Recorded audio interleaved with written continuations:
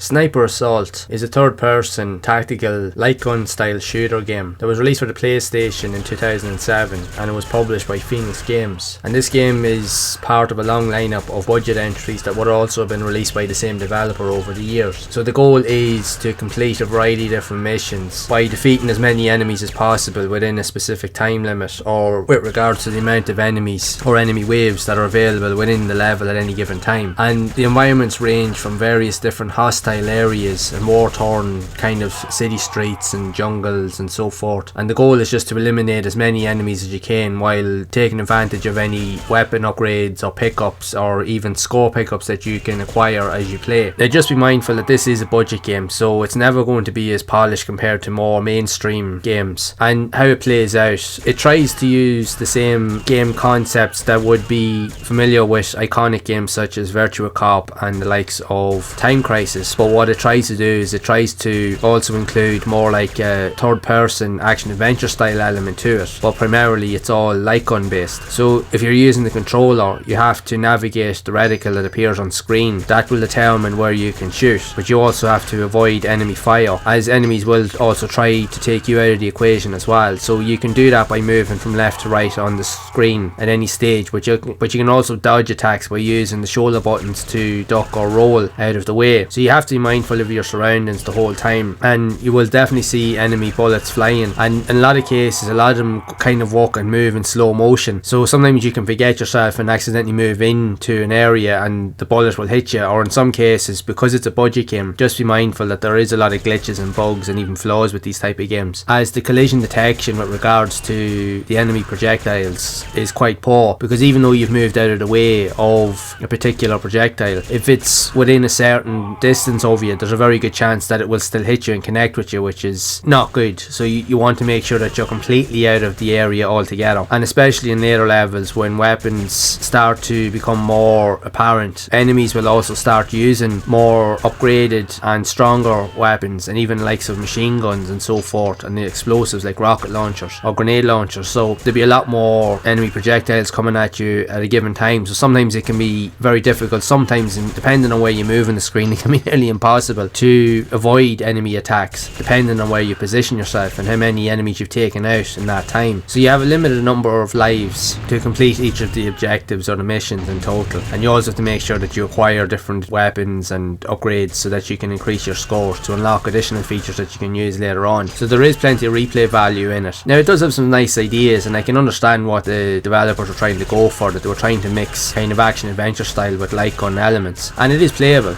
And the thing is, when you do sit down and play it and get used to the control dynamics, you can definitely get some use out of it, and you can enjoy certain aspects of it, and you can definitely see a level of progression in the game. But just know that it is flawed and it is tricky, and at times it will frustrate you, because there's certain times when you're trying to shoot, because sometimes the reticle doesn't move exactly in the same frame as the player, so it can get caught on the screen at times. So you have to kind of keep moving around with the controls in order to get the reticle to move back to where it's supposed to be, and that can also hamper your progress, and in some cases that can also lead you to getting shot as well. So it can also lead to the overall frustration of the player as you're trying to progress through the levels, because you do need to have quick reflexes and quick reactions, but sometimes the control elements doesn't reflect the reactions in the game, and that's where the downfall of the game truly comes into its own. It's not the worst shooting game I've ever played, in fairness to it, it's not, but it's definitely not the best, and there's elements of it that, while are decent in what is presented, it could have been so much better. And I can understand what they were trying to do with it, but it just could have been better executed. Even looking back, there was even games like this that I even seen on the PS1 that had a similar type of look and style to it, but again, those games were also quite tricky to get used to as well. It's all really down to the control elements that can make or break these games, in fairness, and this game is just another one of those experiences that does fall kind of short in terms of the control dynamics, and that's what really lets it down. But if you do want to play something a little bit different that moves away from your standard elements seen in more mainstream like on games, then you can try this out one night and see what you think for yourself, but just remember that it's not going to be the most polished game that you'll play. But I would love to know your thoughts of Sniper Assault for the PS2, if you have played it yourself, and what do you think of it? Did you enjoy this game, or maybe not so much, or do you prefer more mainstream shooters and light gun shooters with likes of Time Crisis or the likes of Virtua Cop and so forth? I'd love to hear whatever stories you do have of the game, so be sure to share it down in the comments below. And if you have enjoyed this video, make sure to leave a like, subscribe to the channel and hit the bell to be updated of future videos. And if you would like to see more content around other types of shooting games similar to this that were also released on the PS2. Then you can check out the playlist on screen to see more of those games in action, and I will see you all in the next one.